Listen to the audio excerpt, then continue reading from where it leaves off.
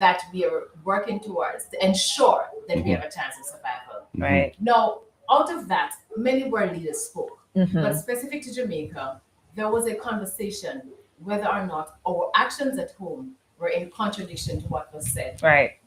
And to give the Prime Minister credit, he did say the right thing. But we have some concerns because of what we have seen when you look at the situation in Bengal, which we'll talk about a little later. Right. When we talk about the cockpit country, when we talk about the destruction of mangroves in Montego Bay to build a highway, which we support the building of the highway, but what we have a concern about is the environmental effect that it has. When we talk about the building of the highway in Portland, then these are things that have great concern for us, coupled with the fact that there has not been the kind of consultation which we believe that a proactive government ought to take. A government that is mindful of the importance of protecting and preserving the environment must take. And so we thought that the right things were said, but regrettably, the actions at home were in conflict. Yeah, they were probably kind of out of balance there in terms of what is good for our economy and what is good for the environment. Absolutely. Really. I think there's a snippet that we're going to play right now of Mr. Golding. Yeah.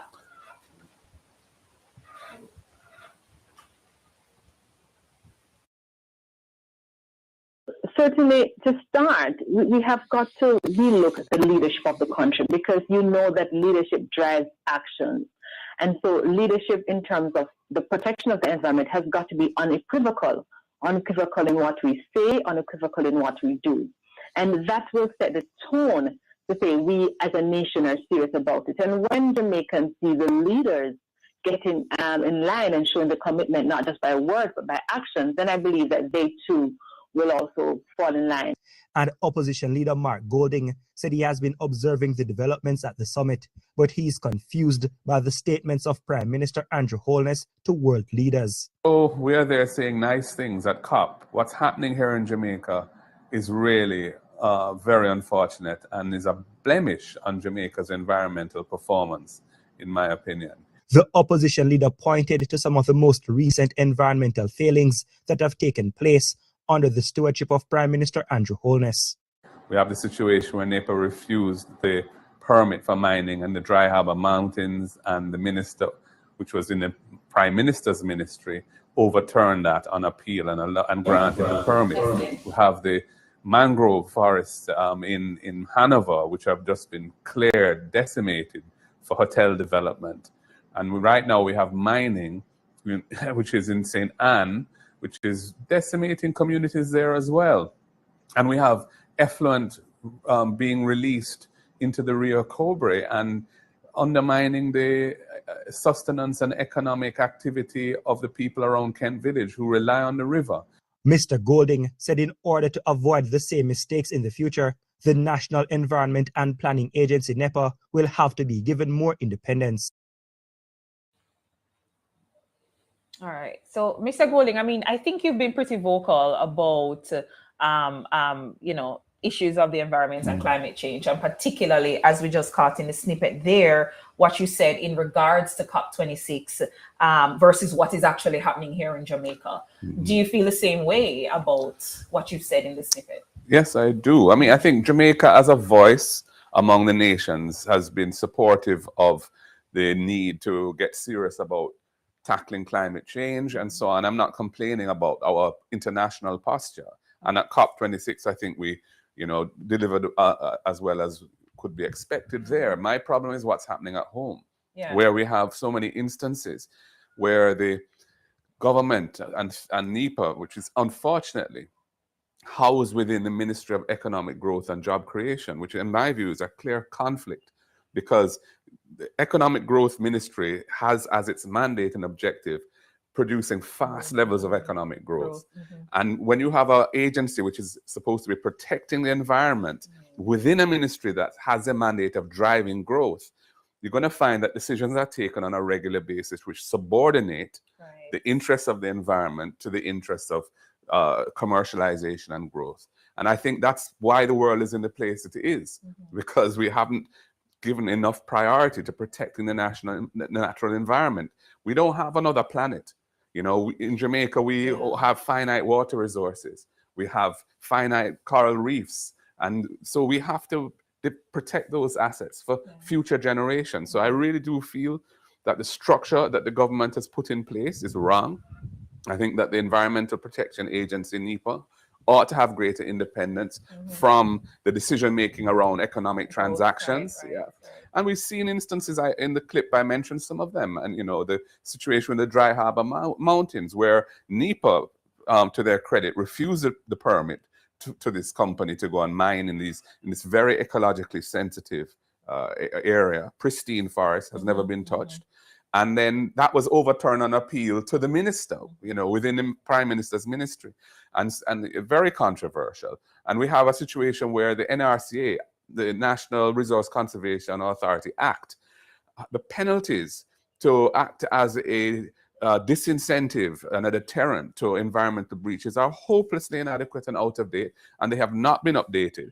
And we have situations where, for example, the beautiful Rio Cobre River is fairly frequently flooded with caustic, which is a highly pollutant material, damaging the fish and really hurting the local economy that survives around the river. So, and they're in court now.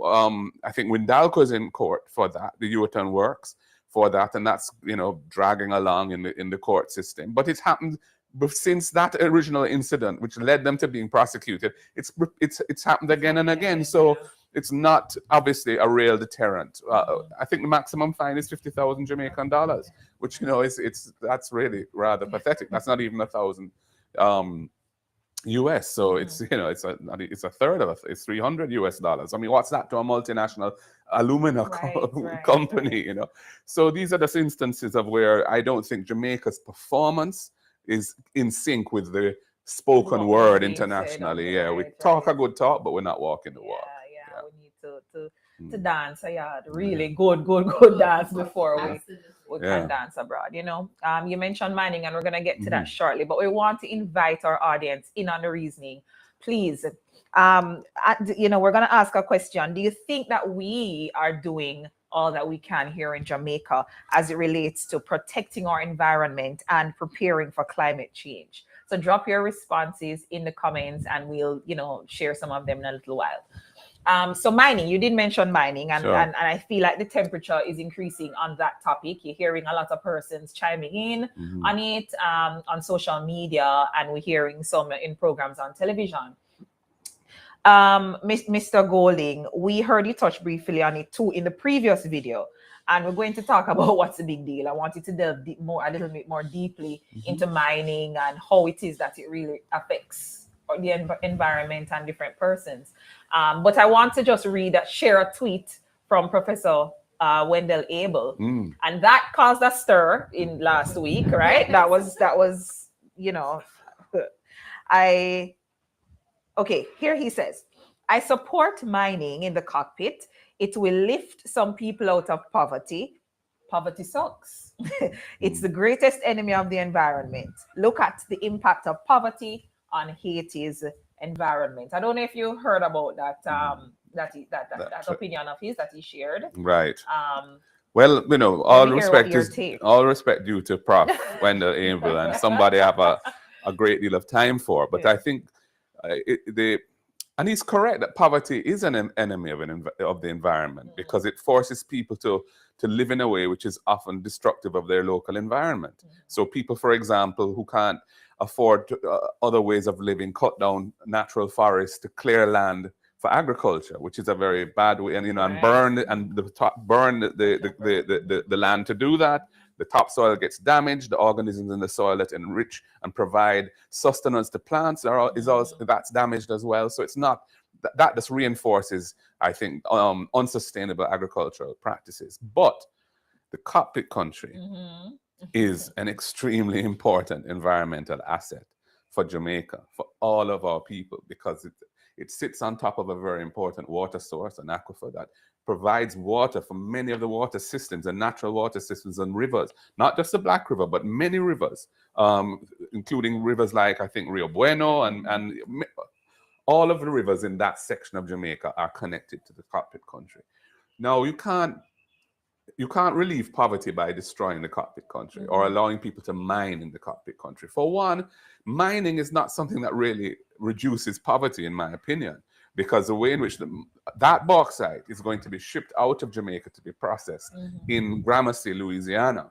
It's not going to be processed in Jamaica into alumina. So the value added of an alumina refinery, which employs a lot of people, that's not going to be there. Yes, there will be some jobs on a temporary basis while the mining is going on for the people who are involved in the actual mining.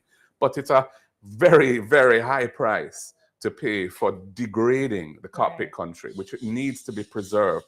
It's also part of the Maroons' cultural heritage as well, and they have legitimate concerns about the government granting mining permits to mine in areas which are have been theirs and under their kind of loose autonomy through the treaty. I say loose because it's a give and take situation. They have certain autonomy over their local customs and practices, but they're also subject to some of the laws of Jamaica as well while they do that. But they have legitimate concerns about the cockpit country lands being used to give multilateral companies the ability to mine there. So that's a whole other topic, but it's related to it. Right. So I think that the comment that we should allow mining in the cockpit country to relieve poverty is really not one that I can agree with. Yeah. Just in support of what Mark said, that we agree that poverty is an enemy of the environment. We also agree that poverty sucks. But the fact is that when you look at what has been happening to the environment, it is only going to lead to more poverty. That's right. So when you have houses that are being washed away by hurricanes, when you have children who can't go to school to get a proper education because of landslide, which prevent them from going to school, all these things lead to poverty. But interestingly as well, one of the things that we also need to talk about is just the effect that mining has. There are positive benefits, we agree, in terms of our contribution to the GDP and the US earning. But if you look, for example, in the book Red Dirt, that a study that was done by the Jamaica Environmental Trust, and it seeks to put a figure on the public health effect of mining, for example, vis-a-vis the economic benefit, then you understand the challenges that we face. And the other thing as well you want to look at is the number of persons who have been rendered homeless or tituless through mining.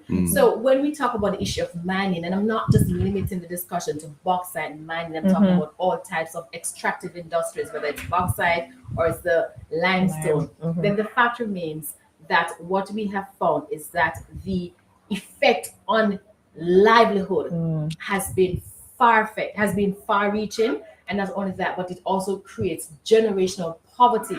Because when someone is taken out of his house, through consensus, of course, not forcibly, but he can't get that title because the estate has not been resolved. He doesn't have a title to take to the bank that he can use as collateral to develop his life and his family's life. And these are the things that I believe we must look at when we're talking about mining in general. We have to look at these effects and see how, as a country, we can have a conversation and find ways to resolve them. Yeah, I mean, climate change is a real threat to populations globally and coastal populations. It's anticipated that there will be a significant rise in sea levels as a result of the warming effect and the melting of the polar ice caps and so on. What is then going to happen is that the sea will rise, and that will have a tremendous adverse effect on global on coastal communities. Many of those communities will be people who may be considered poor, and they will be badly impacted by the rising sea levels over time. So, to say that we must embark on environmentally unsustainable practices or practices that can endanger things like critical water resources so as to relieve poverty is really a very short-sighted view. This kind of reasoning is important because we have to go beneath, some of the things that are being said. We're not just opposing for the sake of opposing. There's a lot of conversation to be had and a lot of digging and that extracting that needs to take place. Really, and there's a lot of information out there, but one of the things that I have discovered is that the information is not simplified so that persons can understand. So one of the things that we have to do is to have the discussion in a way that everybody understands. So the man down the farmer down in St. Elizabeth understands. The lady down in Abuka, where mining is taking place, understands. And that's why even the EIA, which we're not going to talk about today, when we talk about the environmental impact assessment, a document such as that needs to be so simplified that everybody, you don't have to go to university to understand what is contained or even the people that go to university like myself, understand the mother and professional that needs it broken down. And so the environment is just too important for it to be treated in an academic way. Right. We really have to bring it to the level that everybody understands the importance of it and the way in which they can play a role as well. Okay. Senator, you go ahead. No, I was just going to say, I mean, one of the points that Sophia made just now was about the public health costs of mining. And I don't think that's immediately obvious to everybody. But the truth is that the dust and pollutants and emissions from that are caused by the activities of the production of aluminum from bauxite and from bauxite mining, people in those local communities suffer terribly. Absolutely. You know, they live in a dust-infested environment for long periods of time. It causes all kinds of respiratory and other complications and problems, and it's really not fair on them. So, you know, I think Jamaica has benefited from foreign exchange earnings over the years and employment, and there was a time when the bauxite and alumina industry really generated a significant contribution to our economy. That has tended to fall over time. So I'm not saying we should abandon it. Obviously we can't, because there's investment there and so on, but we have to ensure that the longer term view is also factored into account when we're deciding how we treat with them now, because they won't be here. We won't have bauxite reserves forever. It's an extractive industry. You know, you're taking it out, and so eventually it will be depleted and it will be done. And what will be left behind? But a massive environmental problem. The red mud lakes, which is the toxic, and the craters, for restoration that takes place after mining. Right. So there are tremendous costs to Jamaica from the long-term costs that are being incurred from those activities. Senator, you had mentioned red dirt in your sharing a little while ago. We're going to get to that, but I want you to talk to us a little bit about the buffer zone that you've mentioned before. What is that really? And, you know. Right. Well, essentially the buffer zone. So again, for our listeners who may not have always been following the environment, if I may put it in context, the government of Jamaica made a declaration in Parliament of what is called a no mining area in the cockpit country. Right. So those of us like myself from Saint Anne know the entire area as a cockpit country. But what the government has done through consultation, to some extent, is to declare a subset of that area as a no mining area, which means you're not supposed to do any form of mining, not just bauxite, but no form of mining at all. No, what we being the opposition and other stakeholders have always been asking for is for there to be a buffer zone. A buffer zone is almost like a no man island, wherein it's a piece of land, so to speak, between the area where you can mine and the area where you cannot mine. Okay. And the reason why that piece of land is so important, or that area is so important, is unless you have that, it is going to be very difficult to say you are not mining in the no mining area. Okay. So having done the declaration of an area, there's a process called ground truthing, where you actually go on the ground to make sure that everything is in line and that the borders and everything are there. But it's very difficult. We're not talking about two separate buildings here, right? So it's very difficult to say you're mining here, but you're not mining there. And so what we have said, give us the buffer zone, which is a protected area wherein you cannot cross over there to get into the no mining area. Okay. And that has been the position of us, and we continue to advocate for that, because we believe that it is a positive step towards protecting what is deemed the cockpit country protected area. And if I may, as you speak about the buffer zone, I want to also use the opportunity to say that one of the things that we have always called for, we continue to call for, is for there to be a protection in law of the cockpit country protected area, because the declaration has been made in Parliament, and then you have the ground truthing, which is now complete. But what we do not have is any legislative protection. So if somebody goes into that area, the no mining area, and mines, there's no legislative recourse because there's no protection. And there's no recourse if the government decides to change its policy. Absolutely. Because it's not enshrined in law. Absolutely. And that's not just this government, any future government. It should be it must be enshrined in law. So where are we? Are we making any headway with having that legislative? Well, to my knowledge, to my Frameworking, knowledge, we have not started the process. I'm not sure if it has started, but certainly from that which I know, we have not. What I do know is that before we could get to legislative protection, you'd have to do the ground truthing, which was recently completed. Good. So I'm hopeful. But you can run these things in parallel. So you could be preparing the law while you're doing the ground truthing. So as soon as it's finished, you can enact a law that supports the actual boundaries and the buffer zone around. Right.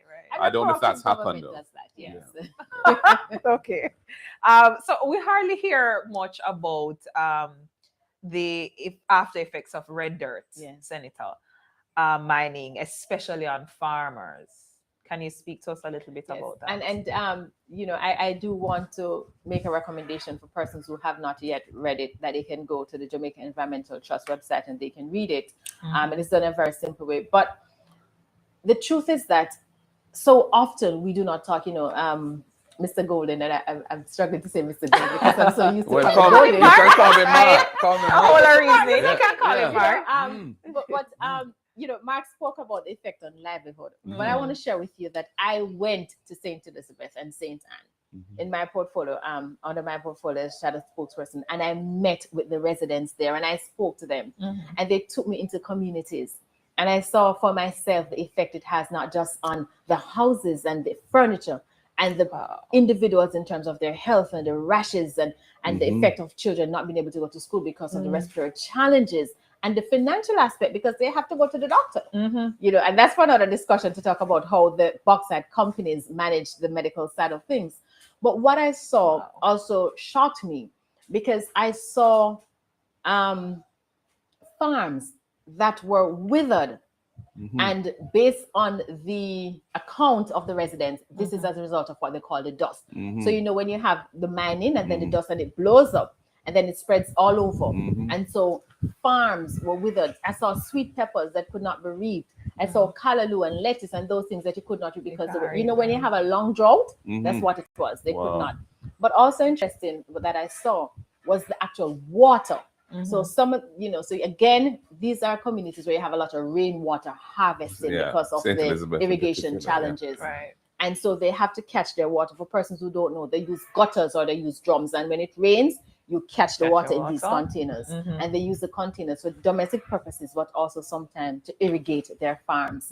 And when you see what is happening, we're talking about persons who farm for acres. And because of the effect of the dust, and other things related to mining, they can't reap or they reap far less than they anticipated.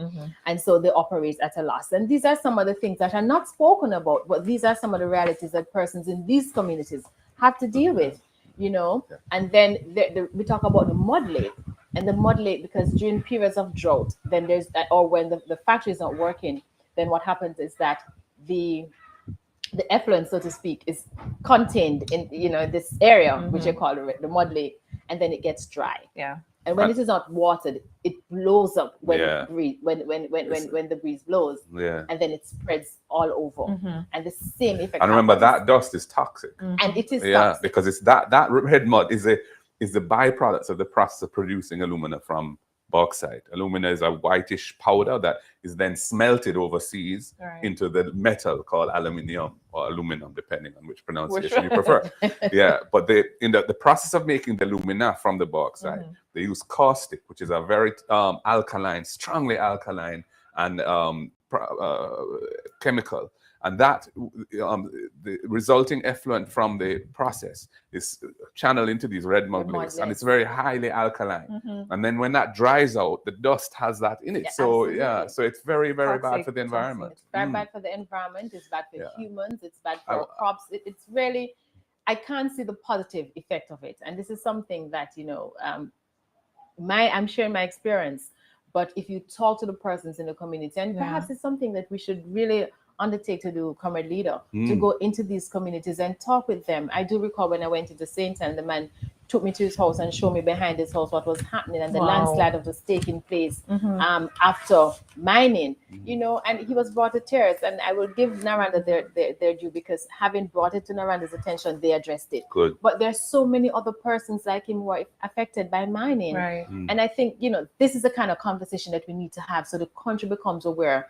Not that you're saying no to mining, but we're saying let us have a conversation about how we can find an alternative that is environmentally friendly and sustainable. Sustainable. But I just want to make one point as well. You know, consciousness around environmental issues has been something that has been evolving over time. So as the phenomenon of global warming has become more and more substantiated scientifically, so that people know that this is really something that is going to will threaten the future of this earth as a home for mankind and the animals and everything else. It has, I think, must have an impact on our policy and our approach to protecting our natural assets, the environment, you know. So I'm not saying decisions in the past were not damaging.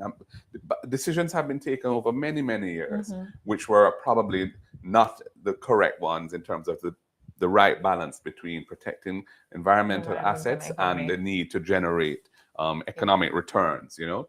But I don't think the fact that we've made errors in the past means that we need to keep on making these errors. We need to correct them. The whole world needs to correct them. This is not just a Jamaican phenomenon, you know.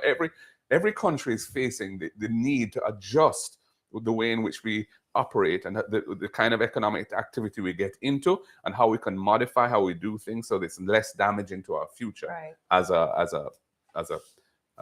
race, as a people, as a small island developing state, because the fact is, particularly because we're a small island developing state with so many coastal communities, we have got to, more than other countries, to be very conscious about what we do. I mean, our earnings, our livelihood, everything depends on our survival, really, how we keep our environment. I mean, we have a big tourist industry, massive investments in hotels, and you know, a lot of those hotels are right by the coast. Absolutely. So we need to protect those industries as well, and those investments, and you know, rising sea levels are going to threaten some of those properties. So we need to be serious about this, and that's what COP26 was all about. It was trying to reaffirm the seriousness of the world to tackle this matter in a serious way. All right, so let's see what some of our farmers have to say about this issue. Bauxite mining in Jamaica has dislocated families and whole communities. Some places they come to do the mining, they turn us off the area. The whole place is a mine out and we now get nothing. Farmers have lost crops and lands without adequate compensation. Whenever the time is dry, like cabbage, turnip, sweet pepper, tomatoes. Corn get licked, potato get licked somewhere, man. The dust just burn them away. Even though some lands are reclaimed after mining, farmers lament the lost fertility. How much people stop farm, the land they messed up. These lands, some of them are just a foot. They have no substance, so they perish. They feel their voices have gone unheard, and they feel helpless in the fight to mitigate the adverse effects of bauxite mining. I fix you out a livity, because anywhere in dig and left, have pure rock stone left there. You, Rasheen. 1999, 2000. All right. Yeah, man. Thanks to our farmers for sharing with us there. So we're going to get to effluence. It was mentioned, and we're going to talk about what that is. We're going to get some questions from our audience online. Damani Calda on YouTube is asking, for the people that keep talking about the need for aluminium, there's enough out of the ground. Already? Out of the ground, other countries are recycling aluminum. What are we doing? Are we understanding that? For the people that keep talking about the need for aluminum, there's enough out of the ground. Other countries are recycling aluminum. What are we doing? Yeah. So he's I mean, it's true that recycling is very important, and is being done because it's economically feasible in certain instances, but there's still a demand for new aluminum. Otherwise, the mining companies wouldn't be mining it and it wouldn't be produced and sold.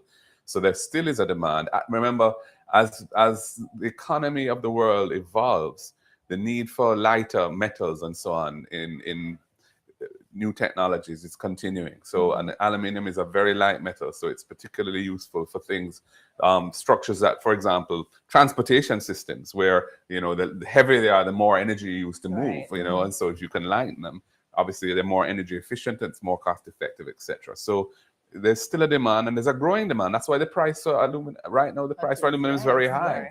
Yeah. All right, so we have another question here. I'll just take this one, and you know, we'll continue. Jabem from Facebook has asked, can the opposition legally intervene and ask for a moratorium on these extractive industries until an independent assessment is done to determine if this is beneficial for our country? That's a great question. Yeah. And I like the idea of an independent assessment of the benefits of this industry, because, you know, I think we really are going to need to do a proper objective assessment of what mining makes sense for us as a people and what mining does not. But the short answer to his question is really no. We don't have any legal powers to intervene and stop the government doing what they're doing.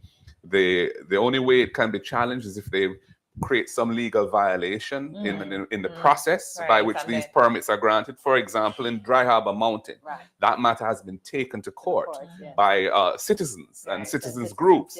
And we, you know, we're showing a close interest in that litigation. And what's very important about that case is that I think it's the first time that they're relying on the Charter of Rights and the right in the Charter to an environmentally safe, clean environment, and saying that the granting of the permit has offended and violated the constitutional rights of the people who are going to be adversely affected by that. And so it's a very important case that's being brought before the Constitutional Court. And you know, again, just following up what you said, Mark, the fact is that the PIOG should be doing a study on the effect of the mining industry. I'm not quite sure what has happened to that study, but to my certain knowledge, it's not yet complete. And it is so important because, you know, when you talk about the economic effect of it, when you talk about the effect on people's health, we talk about the effect on people's life and livelihood. These are some of the things that we have to consider in going forward. I mean, we all know that a study was done, and it is estimated that the mining industry has another 30 years. But how much do we know about how it affects people's lives, their health, you know, their homes? These are some of the things that we have to ask, and regrettably, we don't know as yet. And so it'd be good to see what's in that report when the PIJ completes it. And it's worth bearing in mind that the industry is actually operating at a fairly low level now in Jamaica, and has been for a while, because Alpart is closed, which is one of the bigger alumina refineries in name, St. Elizabeth. Jamalco is closed now, basically because they had a terrible fire there not long ago. Kirkvine, which was in Mandeville, has been closed for years now because it's a small plant and it's not economic to operate it. And the one at Uoton is operating. So you really have just Uoton functioning right now, you know. But when all of them, or three of them, come back on stream full 100, you know, you can imagine what the impact it's going to have. So this is a really serious debate that we're having. And I'm not saying there are going to be some serious ecological costs by continuing the industry. But let us try and minimize them as much as possible. And let us ensure that we don't damage the very sensitive areas that can never be replaced, such as, you know, the forests of the Dry Harbor Mountains, the Coptic country with the water resources on it. And let us ensure that the companies that are extracting and are making money out of producing alumina from our bauxite, that they live up to their side of the bargain when it comes to rehabilitation of the lands afterwards, and providing titles for those citizens who have been displaced and all that kind of thing. They've got away with far too much because we have not been effectively enforcing some of the requirements for years. Mark, the truth as well is that one of the things that we have to do is to make sure our laws are modernized. You know, when you look at the laws that govern some of these things, take, for example, the National Resources and Conservation Authority Act, the NRC Act. It's outdated, it's over 30 years old. You know, I have tabled a motion in the Senate asking for a joint select committee to be set up to review it, because we have to review the fines. But truth is, NEPA, do we need to give NEPA its own law? This is another question that we must have, because apart from enforcement, we also have a situation where the laws that we can use are just old, they're archaic. And the other thing as well is, notwithstanding the fact that the laws are old, the power that the government has, the government of the day, they must use it. So we do know that the law provides that the government can revoke a permit if there's a breach. Has that been done? I'm not aware of any being done. I'm not aware of any being done, but I want to be corrected. But that is something that would send a strong message that we're very serious about. But it's not likely to happen when the Environmental Protection Agency is sitting within the Ministry of Economic Growth. They're not going to shut down a project that they've tried to encourage people to come and do to try and drive growth. Unfortunately, that ministry has had very poor results in generating growth anyway, but that's a whole different story. But it's problematic though, as you pointed out. It is, because it lacks independence. All right, so we're going to get into talking about effluence and its effects shortly. But we're going to look at a video really quickly regarding the fish kill in Rio Cobre. 1999, 2004, 2005, 2018, 2019. Now, the residents who live along the banks of the Rio Cobre in Kent Village, St. Catherine, are back in the news again, and their concerns are no different than they have been in recent years. It happened so many times, we're sick of it, we're tired of it. The river has been in spades since the recent heavy rains, but residents told us there were still signs that the water was contaminated. They are blighting our future. The young kids, them swim in the river, them play in the river daily. Was now school, now open. You know the kids, them they home, and them always in the river, and it's bad for them health. We were told the water has been contaminated all week, and residents have not been able to retrieve their fish pots. Lying in the Rio Cobre, the bed of the Rio Cobre, are fishes that were killed over the weekend. And the place is very contaminated. As we are standing right now, it's very, unbearable. Now, as they watch and wait for the water to return to normal, the residents are irate of the lack of response from the authorities. We want to know what's going on. Because river we live off of, buy with daily bread. And you see, right now we don't have no fish to catch in the river. So right now we need somebody to come out and talk to us. All right, thanks. Mr. Golding, so we heard you speak before on effluents being emptied by bauxite companies into Rio Cobre, right? For those watching who may not be familiar with the term, I know you mentioned it before. As a matter of fact, we kind of spoke a little bit about it. Can you break it down for us? What exactly is it? Okay. And how important is that to this conversation? Well, effluent generally is just the byproduct of a industrial process, like a factory or whatever. When they're doing their things, there's some waste matter that is produced from that. And if it's in a liquid form, it's referred to as effluent. Okay. Now, in the case of the Rio Cobre River, my understanding is that some of the red mud lakes, when there's a lot of rain, they get filled up and they overflow into the Rio Cobre River. And depending on how bad that overflow is and so on, it can really damage the life of the fish in the river and the people who rely on that, who are some of the people who were talking in that video that we just saw. Okay. And this has been a repeated problem. It's happened several times. And, and of course, the penalties in some parts of the world, if you were to do that, you'd be paying some serious money, to compensate those residents. They don't get any compensation from it. Yeah. And I mean, the fine is really illusory, 50,000 Jamaican dollars. This is 300 US. So, the update that Senator Frazer-Binns, Sophia's motion is calling for, to update the environmental laws to give it some proper teeth. That needs to be debated. That committee needs to be established and it needs to do its work. And we need to enact the resulting legislation quickly because we have to change the mindset of these.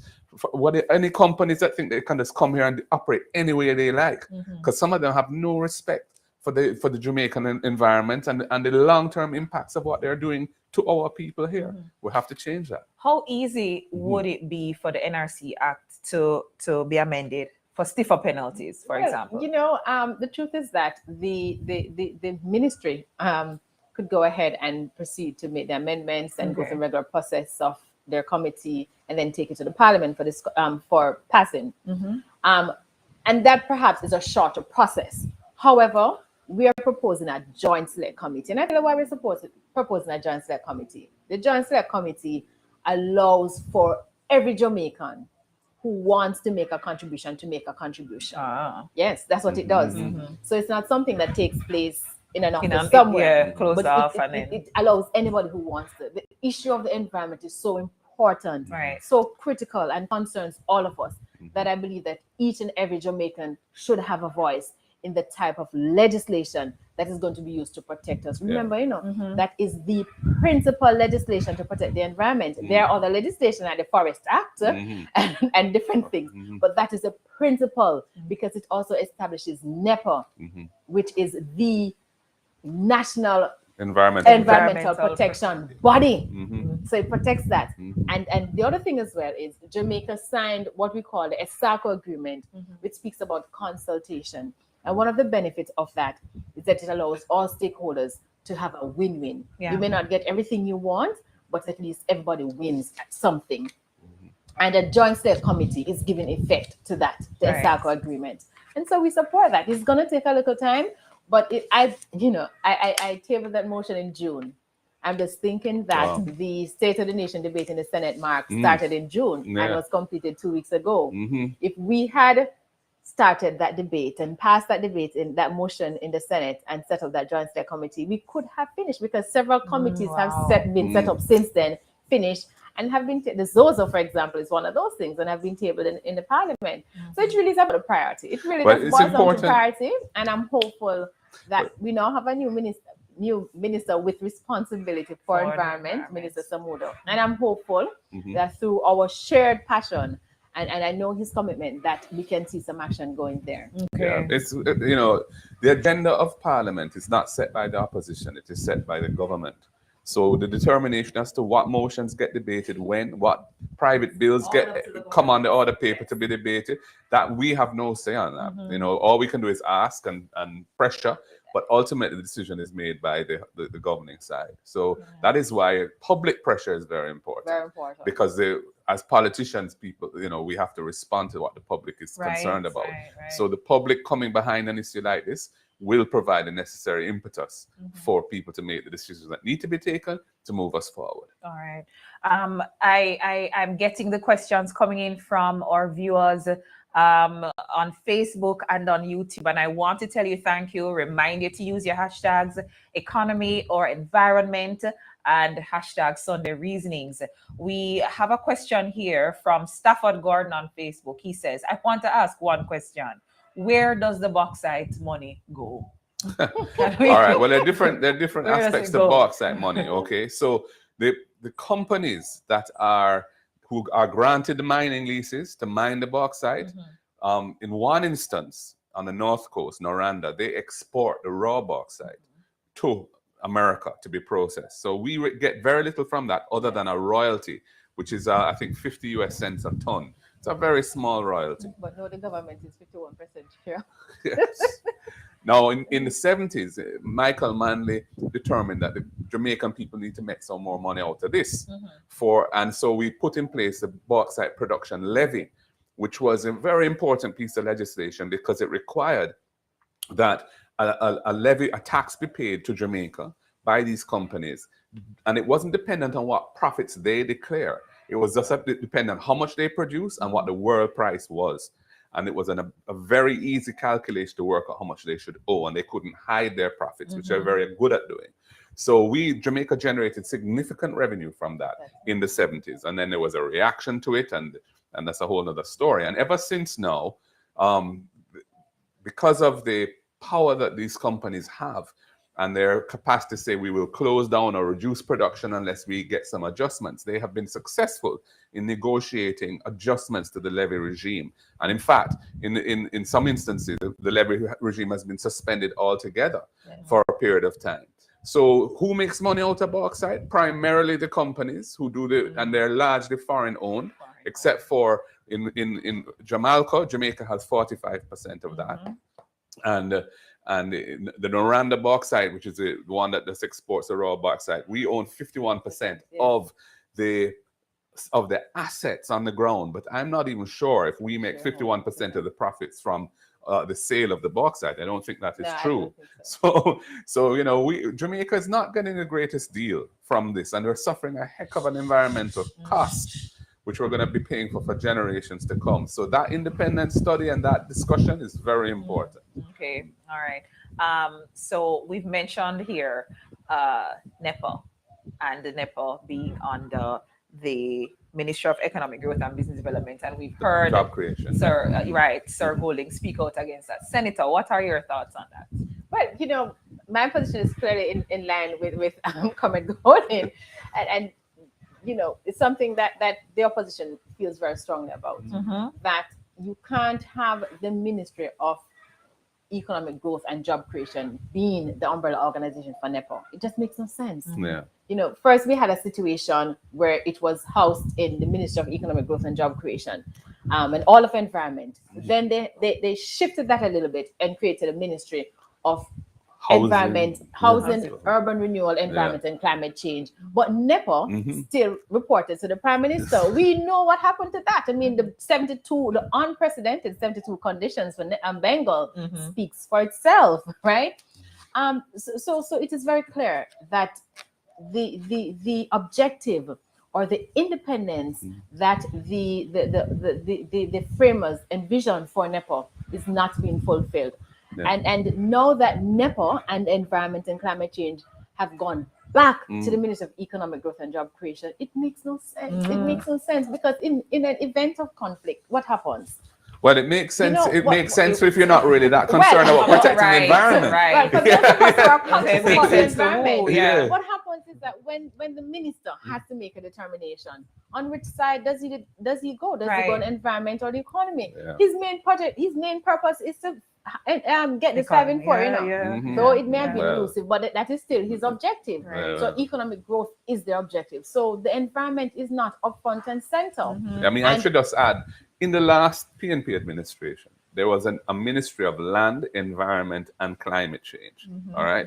And it was separate from industry and commerce or finance or any other agencies or departments that would have had a conflict with that activity. Now, I'm saying that's the kind of structure that if we're going to really be serious about protecting the environment, government needs to be structured in a way that ensures that there's that balance. And and ultimately, sometimes there's going to be a discussion and a debate because there are conflicting interests that need to be reconciled. But my problem is where the environment always is reconciled as being less important to other considerations. And the reason why it is so important, and people may wonder why the opposition is making much ado about it. Let me tell you why it's important. Because the NRC Act provides that that an applicant who NEPA rules against, so if you have applied, for example, for a permit and NEPA says no, then you have the right to apply to the minister with responsibility for environment. Minister with responsibility for NEPA.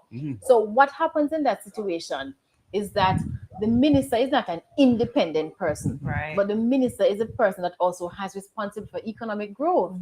So the level of independence that ought to be brought to the table is absent. Not there. And remember again that the appeal is not open to other persons involved. Yes. So unlike when you're applying to NEPA, when you're applying to NEPA for a permit, you have to do an environmental impact assessment. When you're appealing to and so stakeholders have an opportunity to speak and you have to have your consultation.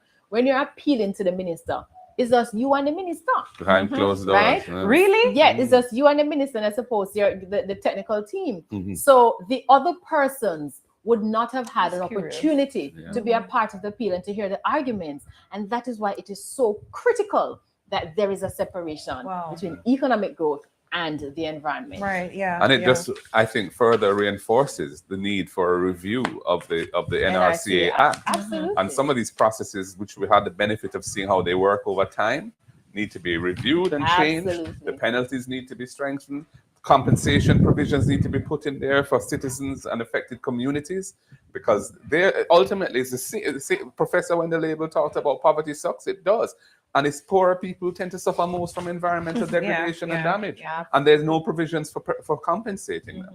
But I mean, it's very difficult, because if you're going to rely on the common law, it's a hard road to travel to get recourse under the common law. Since we're on the topic of ministries, let's talk about a bit of change which took place a few weeks ago, right? Mr. Golding, any comments there? Well, we just discussed that. I mean, yeah, we tend to preempt the question. Yeah, but what happened was that the ministry that was headed by young Pernell Charles Jr., dealing with housing and environment and climate change, and I think urban renewal, has been scrapped.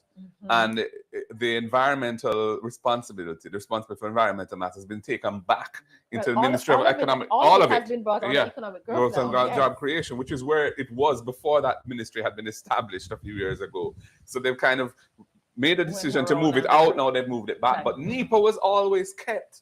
The Prime Minister's kept NEPA under his thumb. And he has a number of important agencies that he has a control over. You know,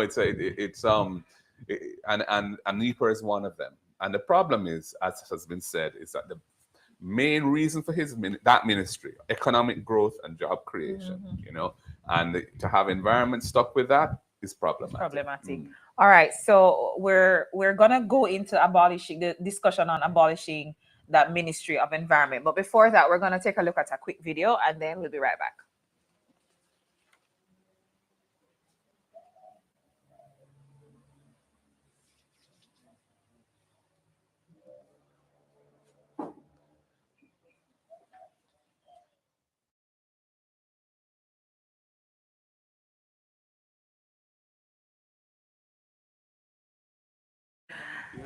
As environmentalist Peter Espute put it in his January 14 Lena article, government agency that regulated the natural environment. This week, with the cabinet adjustments, Prime Minister Andrew Holness has abolished that ministry altogether. Well, we kind of touched on this. I'll go. So I'm going to just, continue. Right. We have a question. We'll go back to some question. We have a question from Wendy Richards here. What is SML 173?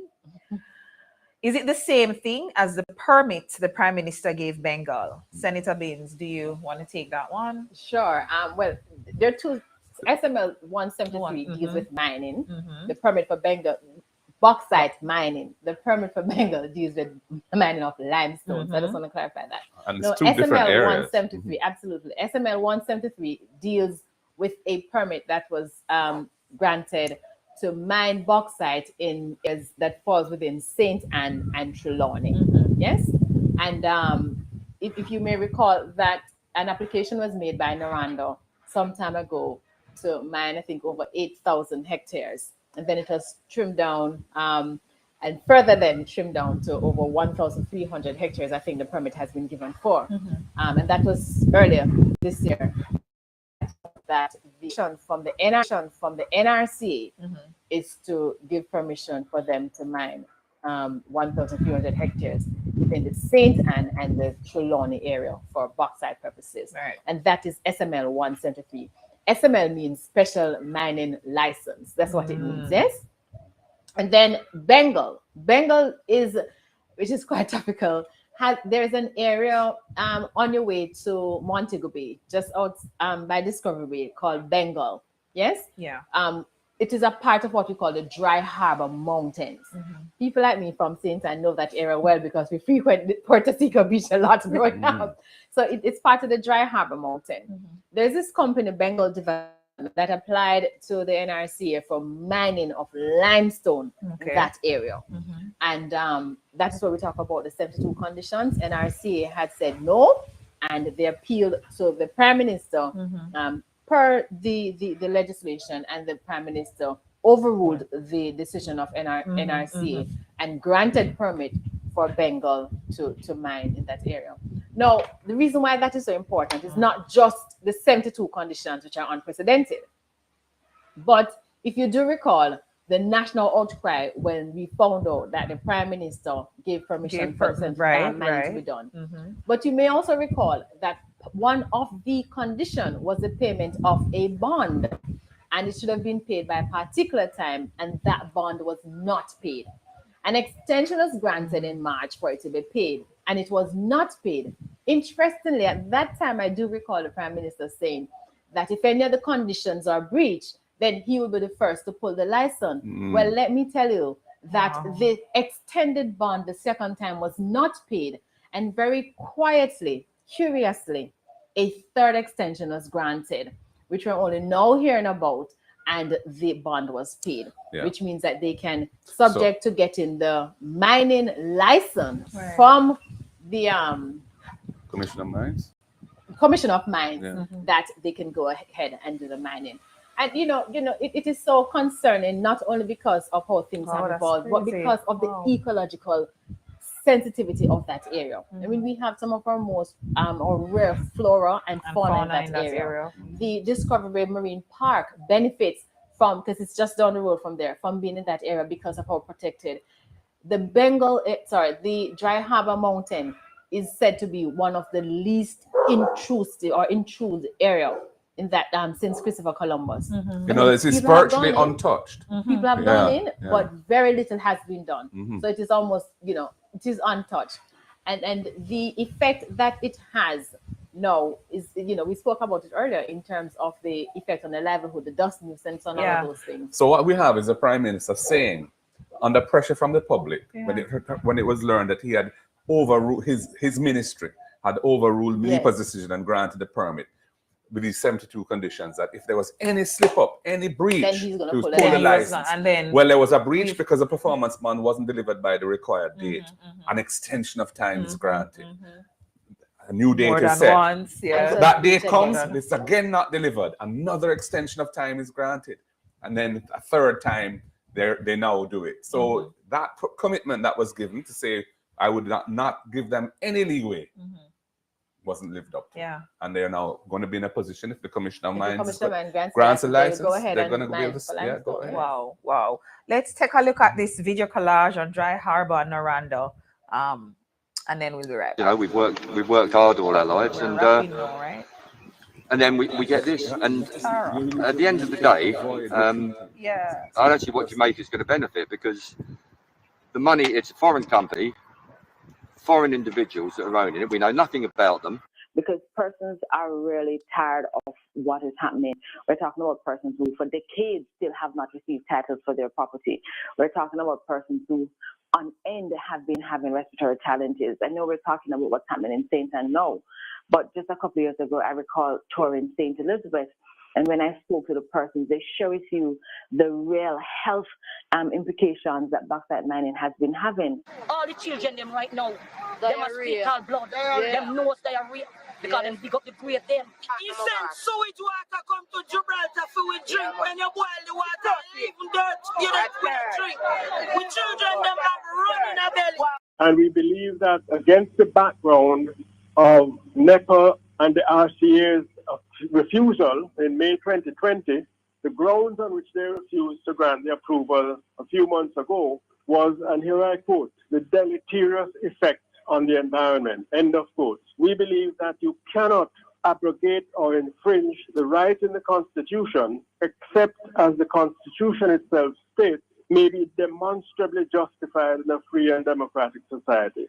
We do not believe that the statements of the Prime Minister, however well-intentioned, and of the government, meet that high standard to justify infringing the right to the environment set out in the Constitution of Jamaica. All right, thank you so much. Now we're going to head straight into our Q&A. Gosh, so much has been said here, right?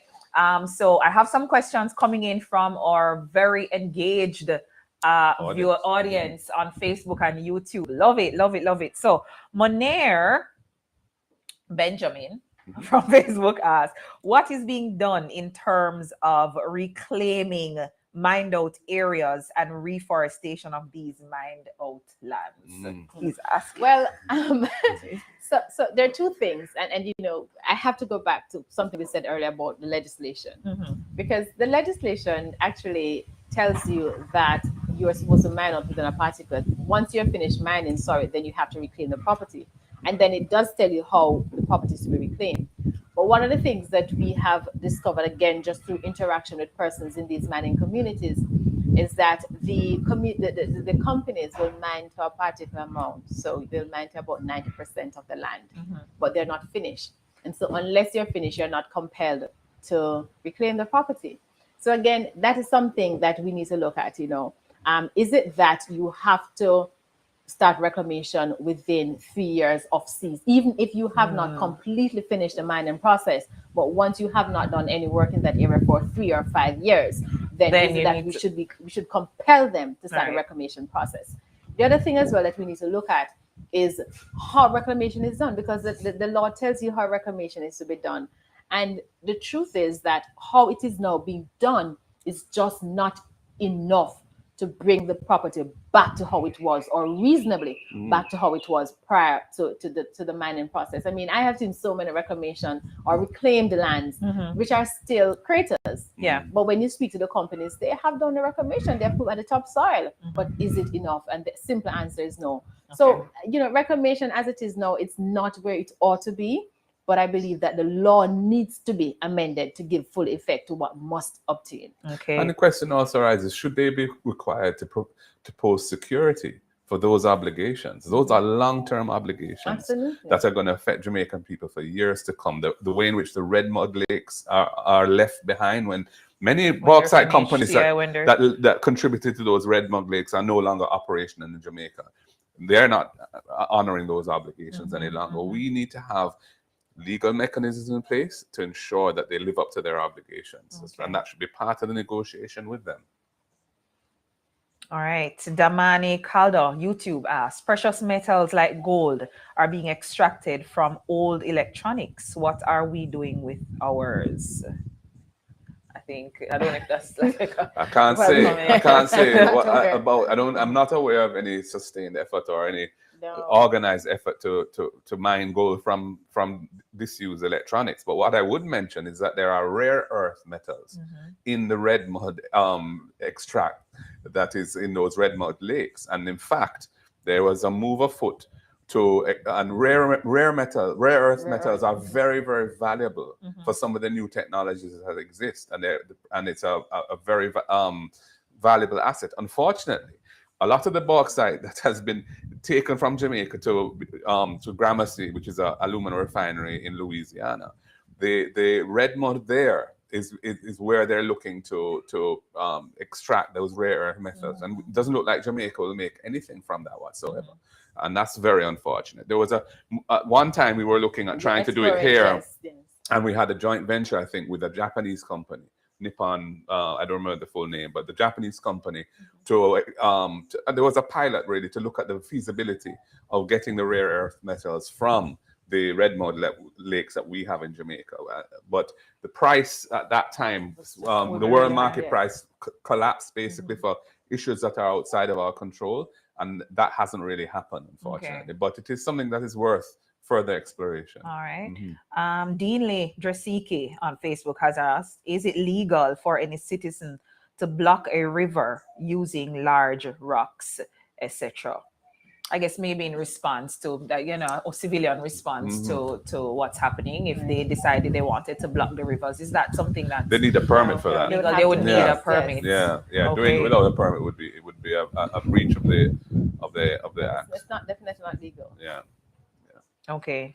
All right. We have environmental and climate change activist Aisha Constable, who has chimed in. She has said, and these are comments that I'm going to share, because I will say there's been quite a few young voices chiming in as it relates to just climate change and what is happening with our environment. And it's really been a welcome change to the conversation on the environment and climate change. And so she says, climate responsive policies and strategies are something that we really need to ramp up. Enchanting climate resilience of the country is also something that needs our attention, and we need to build adaptive capacity of vulnerable sectors such as water, agriculture, and tourism. And another comment that she has made is, and I'm just reading them as she has added to the conversation, pursuing low carbon emission strategies for economic development. So I think she's kind of just sharing some of the things that perhaps we can look into in terms of our evolved response. If I may say so, because Aisha is right on the ball, because the scientists have said that the time for environmental protection has long passed. What we're now looking at is adaptation. And certainly for countries like Jamaica, small island developing states, mean, we really contribute negligible to the mission. So for us, it's about adaptation. You know, she mentioned water. How are we going to cope in this new dispensation with everything, with climate change, with more frequent and intensified hurricanes? How are we going to cope? How are we going to cope with deforestation?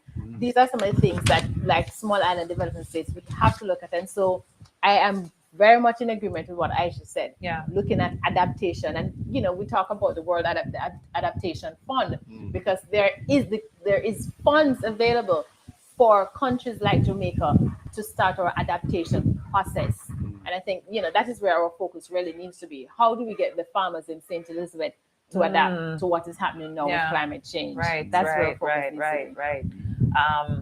You know, public education too. Public education is extremely going to be important. very important. And I want to stress not just public education as we know it, but simplified public education that allows the regular Joe to understand. Everybody to understand. Not just the role right. he has to play, but what does this mean to him? What does climate change means to him? And how will it affect his bread and butter? I think Because that's if you really don't very get people important to- to, Yes, on a if you don't personal get people level, to understand to be able to how it access affects it. them personally, you know, it doesn't really mean much. It's Right, just reality. And the curriculum in We have schools, to do you know, children, I mean, a lot of the time it's the children who educate the parents, you know. Absolutely. So the messages that we need to be sending need to be included need to be in the curriculum of the primary schools and secondary schools. So we're generating a new generation of very environmentally aware people.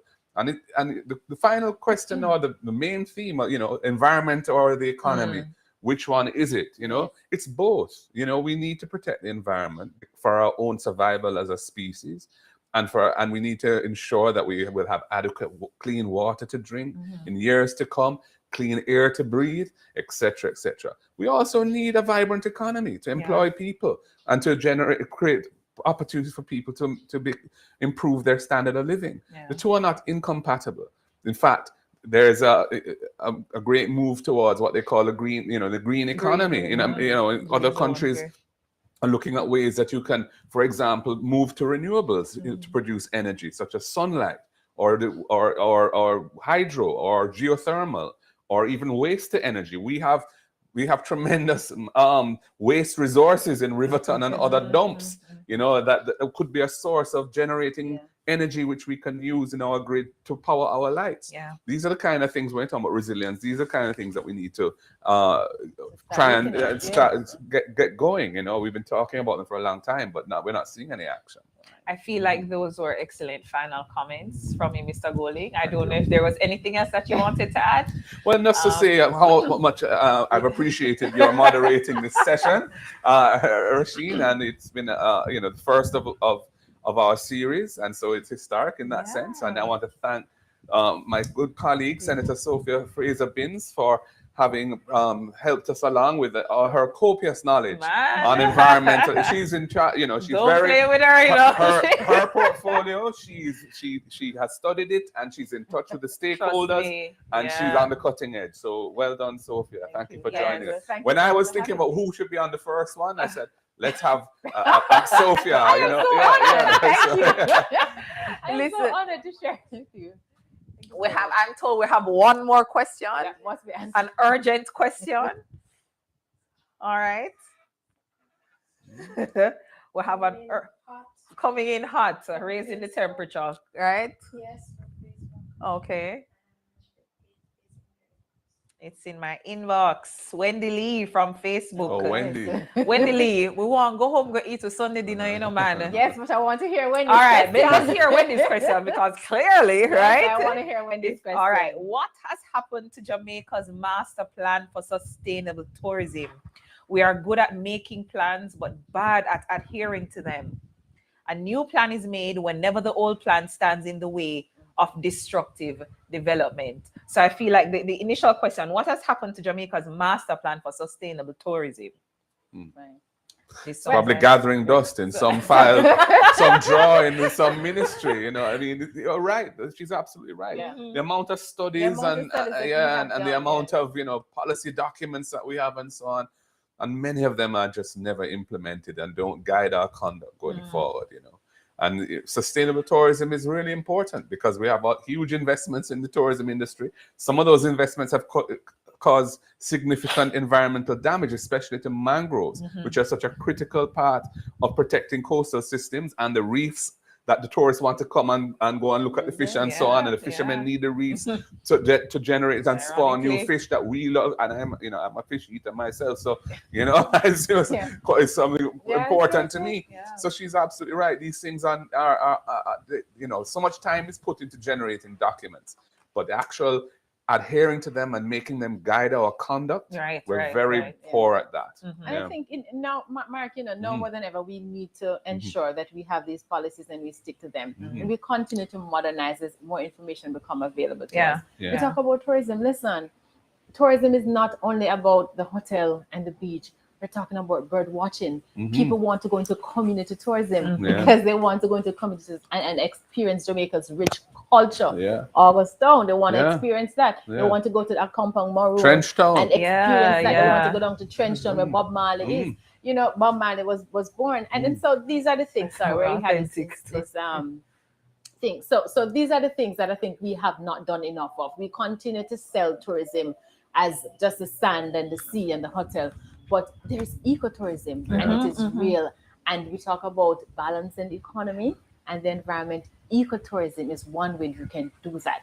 So we get the box that we need to develop the country and to take people out of poverty, but we also protect and preserve the environment. And there are great examples of it. I mean, it's not just a theoretical thing. Costa Rica has built a tourism industry over ecological. I've been to Costa Rica and they have wonderful nature parks where you can walk and see all kinds of exotic birds and plants.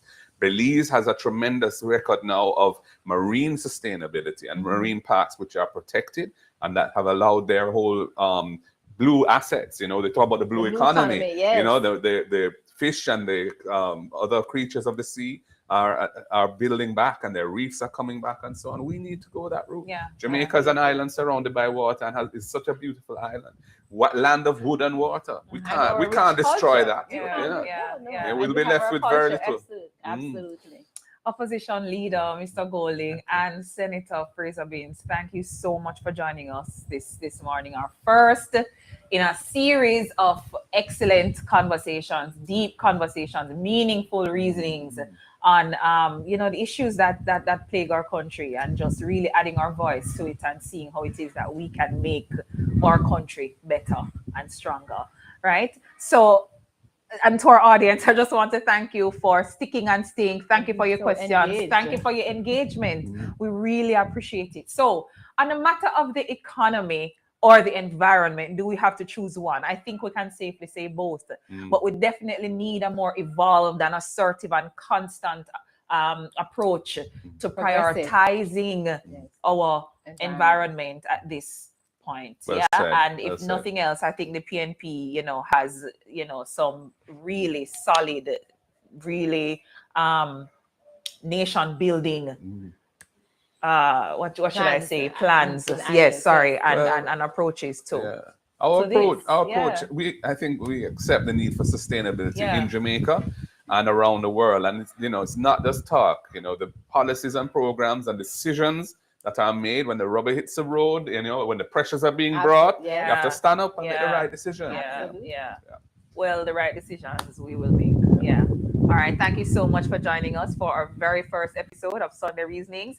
We will be back. Is it the last Sunday of I don't know. Don't announce it yet. But we'll be back. We will be back. I can promise you for more engaging conversation, right, on some tough topics. All right. Have a great week. Thank you.